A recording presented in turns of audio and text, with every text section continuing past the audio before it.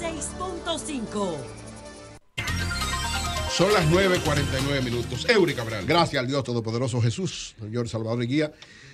Siempre inicio con la palabra de Dios, Romanos 5:3-4. También nos alegramos al enfrentar pruebas y dificultades porque sabemos que nos ayudan a desarrollar la resistencia. La resistencia da firmeza de carácter y el carácter fortalece nuestra esperanza segura de salvación en Jesús. Siempre las pruebas nos ayudan a desarrollar enfrentamientos con ellas, pero nuestra mayor fortaleza es tener a Jesús en nuestros corazones. Miren, antes de mi comentario, quiero saludar la salida del semanario digital País Político, que se consigue en paíspolítico.net, de nuestro hermano Máximo Jiménez y Emelín Valdera, un semanario político digital sumamente interesante, muy bien diseñado, una muy bonita diagramación y con trabajos interesantísimos de análisis de fondo de la situación política del país. ¿Un semanario digital? Un semanario digital, sí, ya va por su tercera edición.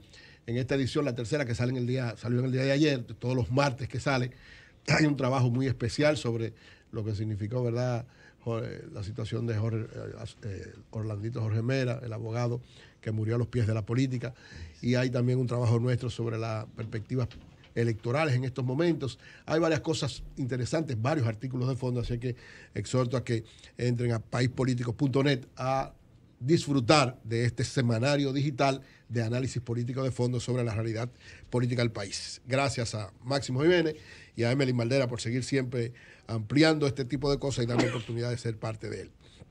Miren, cada día estamos viendo cosas que nos llenan profundamente de tristeza. Lo de Orlando fue tal vez el pináculo en esta semana, pero hoy también amanecemos con 2 muertes más. Salen informaciones a cada momento de cómo la violencia, esa actitud de resolver todo por la vía violenta, está de alguna manera enraizada en mucha gente. Y hay una especie de cultura de odio, cultura de violencia que tiene que ser enfrentada en niveles estratégicos. No solamente con decisiones tácticas de momento, sino con niveles estratégicos.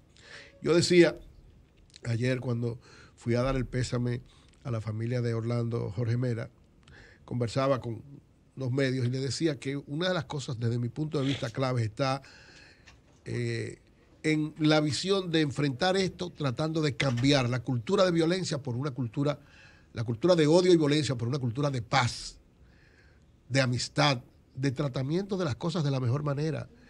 Hay que entrenar, hay que enseñar, hay que formar a nuestros niños, niñas, adolescentes y a la población en sentido general de cómo abordar de la mejor manera cualquier situación conflictiva, porque todos vivimos de conflicto en conflicto, pero los conflictos no se pueden resolver a tiro, los conflictos no se pueden resolver a machetazo, los conflictos no se pueden resolver diciéndole de todo al otro.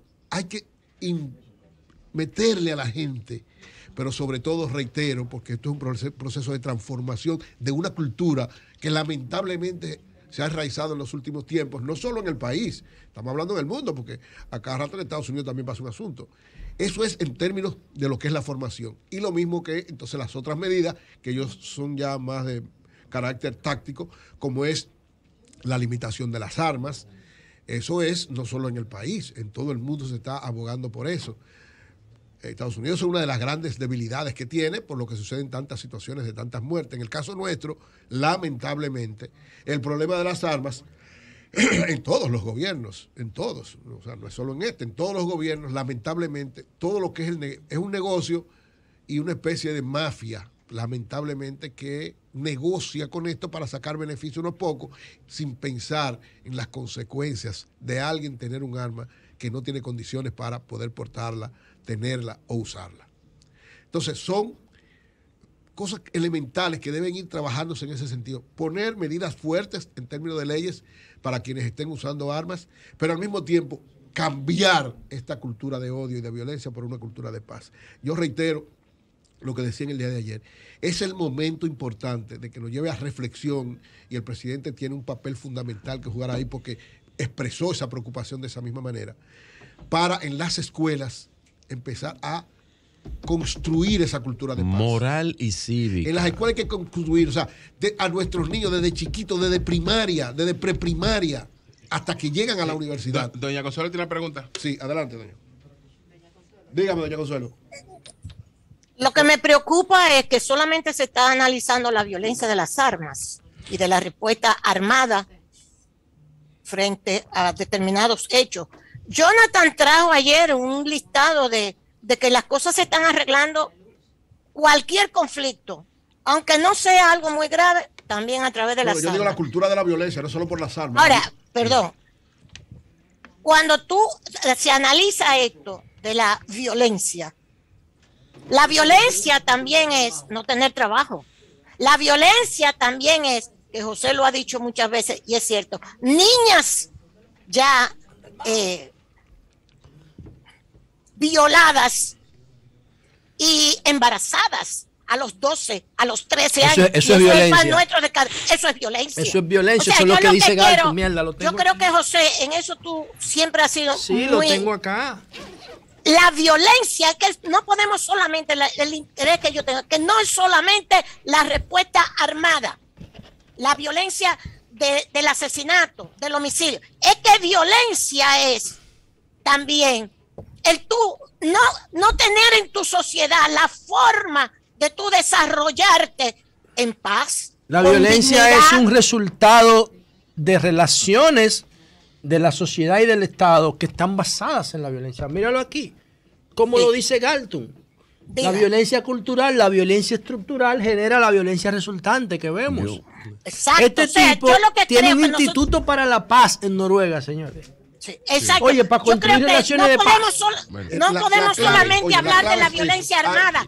Violencia es tú no tener trabajo. Sí. Claro, violencia es montarte en un motoconcho y el tigre borracho y endrogado. Sí, pero eso son, o sea, eso genera violencia. Es que tú te vas llenando de ira y de ansiedad. Todo eso genera violencia y produce violencia. Ahora mismo hay 15,000 centroamericanos por el sur de México que están viajando para la cumbre. Migrantes, mujeres, hombres. Kamala va a presentar un programa de 1.900 millones de dólares para llevarlo a Centroamérica, principalmente a Guatemala, Honduras y El Salvador. Y a las mujeres para empoderarlas, para que no le sigan migrando 15,000 ahora mismo, migrando a Estados Unidos. Entonces yo lo que quiero es que se debe ampliar la cuestión de la violencia, no es solamente la violencia armada. ¿Entiendes? Gracias. Sí. Mi criterio es de la cultura global de la violencia, que tiene que ver con armada, con enfrentamientos personales, con tratamiento incorrecto, con todas esas cosas que ustedes dicen que son situaciones que generan violencia. Entonces es la cultura de paz que yo digo que tiene que construirse, es para enfrentar todo este tipo de situaciones y lógicamente la responsabilidad de los estados de garantizar que la gente también viva en condiciones especiales que no lo lleven a ser violento. Entonces yo digo, construir esta cultura de paz tiene que ser, primero, en las escuelas y universidades. Tiene que ser un elemento esencial. Usted no solamente puede formar desde el punto de vista científico y de conocimiento a las personas que sepan mucho, es que sepan cómo manejarse ante la vida también. Sepan cómo enfrentar, cómo responder ante situaciones. Lo mismo que en las instituciones públicas, fruto de todo esto, Julio decía ayer, el poder, citando a Moisés Naín, el poder ha cambiado. Y ha cambiado la forma de enfrentarlo y de ejercerlo. Entonces, así mismo tiene que, en las instituciones que tienen que ver con poder, cambiar la forma de manejarlo. Entonces, usted tiene que entrenar desde el punto de vista de una cultura de paz a todo el que tiene que ver con el poder también y con su ejecución cotidiana. Desde los empleados normales, los funcionarios y quienes les dan seguridad a todos ellos. Es decir, es trabajarla también. Lo mismo que en las familias.